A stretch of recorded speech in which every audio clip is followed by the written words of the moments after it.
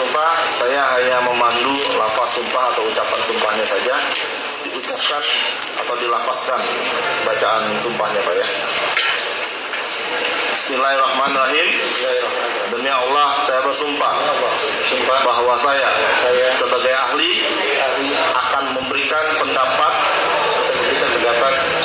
yang sebaik-baiknya dan sebenar-benarnya menurut pengetahuan dalam bidang keahlian yang saya miliki. Silakan duduk Pak. Silakan para pemohon untuk mengajukan pertanyaan terlebih dulu. Terima kasih Yang Mulia. Terima kasih Pak Resa Indragiri sudah berkenan hadir menjadi saksi atas permohonan kami selaku pemohon. Yang pertama saudara ahli, kami ingin bertanya apa spesialisasi keahlian saudara ahli? Menempuh pendidikan formal di bidang psikologi forensik. Mencangkup apa saja bisa dijelaskan secara detail ilmu psikologi forensik? Untuk memahami psikologi forensik majelis, saya pikir akan sangat tepat apabila dipahami tentang kata psikologi itu terlebih dahulu. Psikologi adalah ilmu yang mempelajari tentang tingkah laku dan proses mental. Tetapi psikologi memiliki sekian banyak percabangan. Salah satunya adalah psikologi forensik, yang secara sederhana bisa diterjemahkan sebagai psikologi hukum. Dengan demikian, psikologi forensik adalah ilmu tentang perilaku dan proses mental manusia-manusia yang ada dalam situasi hukum. Kalau ditanya siapa gerangan manusia dimaksud, maka di dalam konteks pidana, manusia yang menjadi subjek pembahasan psikologi forensik adalah pelaku, korban, saksi, dan personil penegakan hukum itu sendiri, baik itu advokat, jaksa, maupun polisi, petugas pemasyarakatan, dan juga hakim. Terima kasih ahli. Jadi kami akan menggali sesuai dengan keahlian yang saudara ahli miliki. Bagaimana menurut ahli dalam satu peristiwa 340 pembunuhan berencana, karena keahlian saudara kan adalah psikologi forensik yang juga dalam sisi hukum ya, membuktikan perilaku tadi penegak hukum dan lain, bahwa di dalam satu peristiwa pembunuhan berencana ya, apakah menurut ahli secara psikologi orang itu tiba-tiba ingin membunuh, ingin menghabisi nyawa seseorang, atau ada sesuatu yang mempengaruhi dia secara psikologi untuk berbuat satu pembunuhan dengan secara terencana? Mengacu pada definisi psikologi yang tadi saya sampaikan, jadi saya tentang tingkah laku dan proses mental, maka saya pahami pertanyaan saudara pemohon sebagai apa gerangan proses mental yang berlangsung di dalam kepala, di dalam proses berpikir orang yang melakukan pembunuhan berencana. Betul.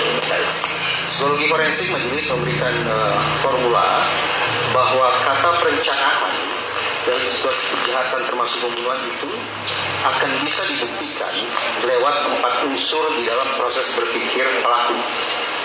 4 unsur itu saya singkat menjadi TIRR. T, target. Artinya, seorang pelaku menentukan siapa atau apa yang menjadi sasarannya. Siapa berarti manusia, apa berarti objek. Yang kedua, I, insentif. Manfaat apa yang sudah diperhitungkan oleh seorang pelaku lewat aksi kejahatan tersebut. Yang ketiga adalah resources atau sumber daya. Pelaku mempertimbangkan, mencari, dan menemukan instrumen apa gerangan yang akan dia gunakan untuk melancarkan rencananya. Instrumen itu bisa berupa alat kejahatan, misalnya benda tajam atau benda tumpul, dan juga bisa berupa waktu dan juga kolega. Jadi kalau kejahatan dilakukan secara berencana, maka teman-teman orang yang melakukan aksi serupa pada waktu yang kurang lebih sama juga merupakan bagian dari resources atau sumber daya. Dan yang keempat adalah risk atau resiko, bahwa pelaku sudah membayangkan ada konsekuensi, ada dampak atau resiko yang akan dia hadapi, dan dia berpikir tentang cara bagaimana untuk mengatasi resiko tersebut. target, insentif, resiko, dan sumber daya atau resources itu harus dipastikan tersedia di kepala masing-masing pelaku agar bisa diyakinkan dia melakukan pembunuhan secara berencana. Ada dua hal yang harus diperhatikan. Pertama, bahwa keempat unsur tersebut harus tersedia secara kumulatif. Secara keseluruhan sudah ada dalam proses berpikir pelaku sebelum, yang kedua, sebelum melancarkan aksinya. Oke, saya dapat memahami bahwa yang ahli sampaikan bahwa di dalam satu peristiwa pembunuhan berencana harus ada target, insentif, manfaat, ada resources, sumber daya, dan juga ada risiko yang dia tahu. Menurut ahli, mungkin nggak kalau ada satu peristiwa yang dituduh bersama-sama dalam jumlah 11 orang pelaku, ada yang tidak saling kenal, tidak pernah ketemu, tidak pernah bercakap-cakap, baik handphone maupun komunikasi lewat lainnya, tidak pernah mengadakan rapat bersama-sama, artinya tidak mempunyai tujuan manfaat yang sama. Mungkin tidak, menurut ahli. Bagaimana penjelasan ahli dalam psikologi forensik? Baik, ini sebetulnya materi yang saya sampaikan di sejumlah sekolah kedinasan. Empat unsur tadi majelis, yaitu 4 TIRR, target, insentif, resources atau sumber daya dan resiko, adalah yang harus dideteksi pada masing-masing kepala pelaku. Pertanyaannya, bagaimana kalau kemudian pelakunya ada lebih dari satu, tambah satu unsur lagi, yaitu sinkronisasi antar pelaku terkait 4 unsur sebelumnya. Kata sinkronisasi memberikan pemahaman bahwa sudah barang tentu antar pelaku, jika mereka melakukan aksi kejahatan berencana secara bersama-sama, sinkronisasi ditandai oleh adanya komunikasi, pertukaran informasi, koordinasi, pembagian peran apa, melakukan apa, dan seterusnya. Dengan demikian, menjawab pertanyaan saudara pemohon, saya pikir kalau bicara kemungkinan selalu ada, tetapi bukanlah merupakan kelaziman apabila ada sebuah kejahatan atau pembunuhan berencana yang sebutlah dilakukan secara bersama-sama, tetapi tidak ada sinkronisasi, berarti tidak ada komunikasi, berarti tidak ada koordinasi antar pelaku. Menurut ahli di dalam ilmu psikologi forensik, dalam satu kejahatan, dalam hal pembunuhan berencana yang diduga dilakukan oleh 11 orang, dengan satu peristiwa seandainya dimulai dari kejar-kejaran, dari nongkrong, dari nongkrong di satu tempat bersama-sama 11 orang, lalu melakukan pengejaran, lalu sesudah memukul, lalu mengambil alih, berinisiatif untuk mengembalikan tubuh itu ke satu lokasi tanah kosong, harus putar, lalu melakukan tindak pidana itu, lalu mengembalikan lagi, merencanakan seolah-olah itu suatu peristiwa kecelakaan.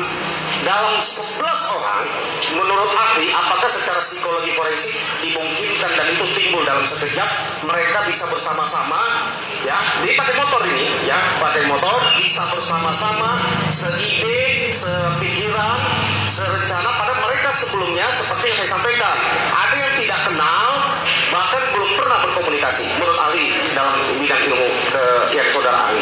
Demikian pula sebagaimana yang tadi saya sampaikan, saya tegaskan kembali bahwa kalau pelaku pembunuhan berencana atau pelaku kejahatan secara berencana itu melakukan aksinya secara bersama-sama, maka sekali lagi cek adakah proses sinkronisasi antar mereka, adakah proses komunikasi atau koordinasi mereka terkait dengan peran siapa melakukan apa, waktu jam berapa, instrumen apa yang digunakan, targetnya siapa, manfaatnya bagaimana.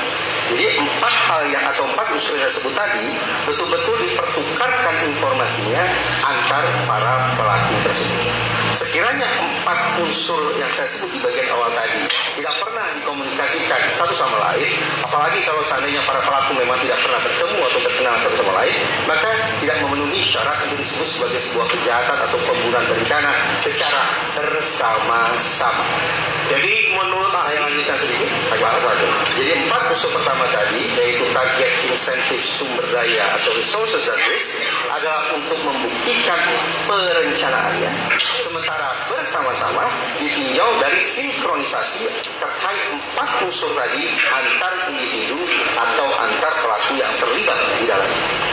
Oke, jadi sekali lagi, menurut ahli, kalau lima unsur tadi ya, target, insentif, resource, risk, dan sinkronisasi itu tidak terpenuhi, maka mustahil bahwa ini ada satu peristiwa pembunuhan berencana bersama-sama yang dilakukan oleh katakanlah 11 orang.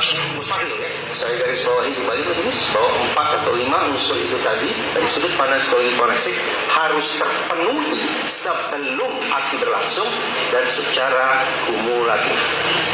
Terima kasih Ahli. Oke, menurut ahli, kira-kira apa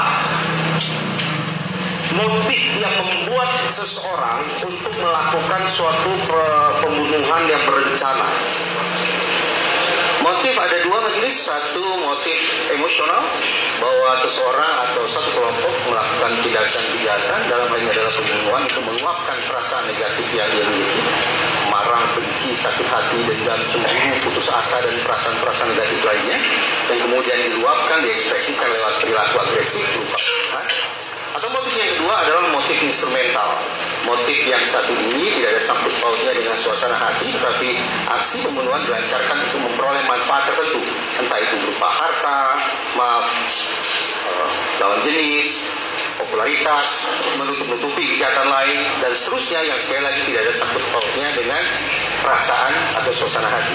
2 motif itu yang mungkin bermain-main pada diri pelaku, yaitu sekali lagi motif emosional dan motif instrumental. Memang ada kemungkinan bahwa pada diri pelaku terdapat 2 motif secara bersamaan, tapi lazimnya ada satu motif yang lebih dominan ketimbang motif lain. Baik, Saudara ahli, jadi motif yang disebutkan tadi ya, emosional dan instrumental ya, tentu berarti dalam arti bahwa satu peristiwa yang diduga pembunuhan berencana tidak mungkin kalau tidak ada motif ya, begitu ya.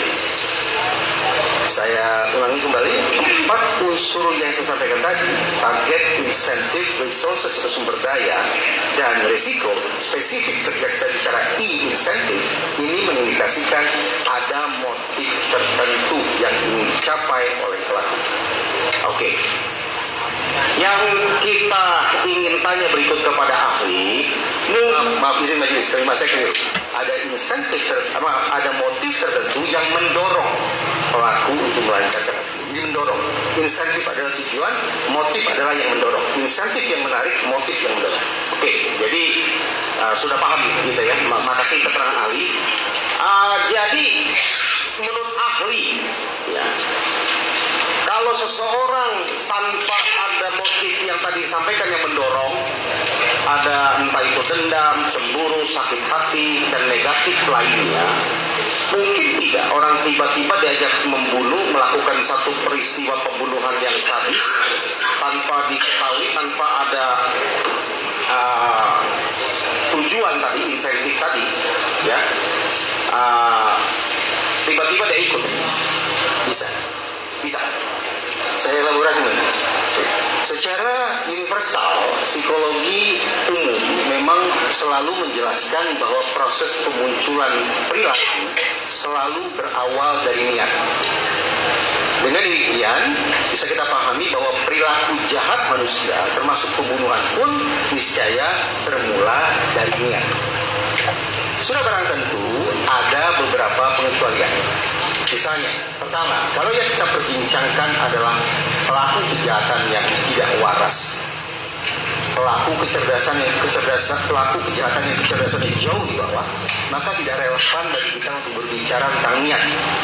Jangankan kita selaku pengamat, yang bersangkutan pun tidak bisa menjelaskan duduk perkara tentang niatnya.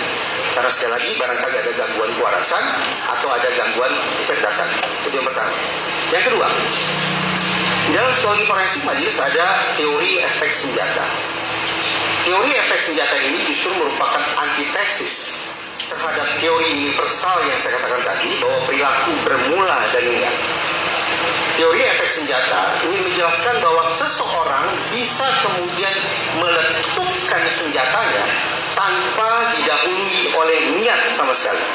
Sebagai ilustrasi, seorang komedian, saya lupa awal tahun 2000-an seingat saya, seorang komedian, tidak inisialnya saja ya, P, inisialnya P, Tidak ada angin, tidak ada hujan, tidak ada niatan sama sekali untuk melakukan penembakan, tetapi di tangga salah satu pertokoan dia keluarkan senjatanya, lalu dia tembakkan ke udara. Perilaku komedian berinisial P ini merupakan contoh berlangsungnya apa yang tadi saya sebut teori efek senjata. Teori ini memberikan penegasan betapa senjata memiliki efek yang luar biasa bagi munculnya perilaku impulsif manusia. Sehingga seseorang yang tidak memiliki niat untuk melakukan kejahatan pun hanya dengan memegang, bahkan hanya dengan melihat keberadaan senjata dalam jarak dekat bisa terpantik untuk melakukan perbuatan impulsif. Dari situ bisa kita pahami bahwa seseorang bisa kemudian melakukan tindakan jahat ketika di dekatnya atau dia memiliki senjata, karena senjata itulah yang sewaktu-waktu bisa mendorong yang bersangkutan untuk berperilaku impulsif menggunakan senjata tersebut. Impulsif berarti dia sungguh-sungguh didahului oleh sebuah ya. Oke, terima kasih ahli. Ya, kami ingin menggali tentang niat dan motif ini karena ini sangat penting. Di dalam satu peristiwa yang tadi kami andaikan dilakukan oleh 11 orang, ya, lalu yang ahli sampaikan tadi lewat target siapa, insentif, manfaat, resources, sumber daya, resikonya, sinkronisasinya, dalam konteks kita sampaikan tadi intinya harus ada motif, ya. Sedangkan motif itu tidak bisa dibuktikan lewat apa dia komunikasikannya, disalurkannya lewat apa, ya. Apakah mungkin 11 orang nongkrong di tempat yang sama secara psikologi forensik, ya, kalian yang ahli miliki, tiba-tiba ada dua temannya yang memulai tiba-tiba melempari seseorang misalkan, atau mengejar seseorang, yang lain itu tiba-tiba tanpa ada tahu sebabnya, tanpa tahu ada motifnya, tanpa tahu tujuannya, lalu ikut-ikutan mengejar, lalu membagi peran dan sampai melakukan kejahatan yang luar biasa, menusuk sampai memperkosa dan sebagainya. Bagaimana pandangan ahli? Kembali majelis, kalau situasi itu disebut sebagai kejahatan berencana, kata perencanaan tadi saya sampaikan berulang kali, kata perencanaan itu hanya bisa relevan ketika 4-5 unsur tadi bisa dibuktikan. Kalau 4-5 unsur tadi tidak bisa dibuktikan, terdapat dalam proses berpikir pelaku maupun para pelaku, maka sudah kata perencanaan tidak relevan di sini. Ya, tidak bisa dibuktikan. Kami hanya untuk menekan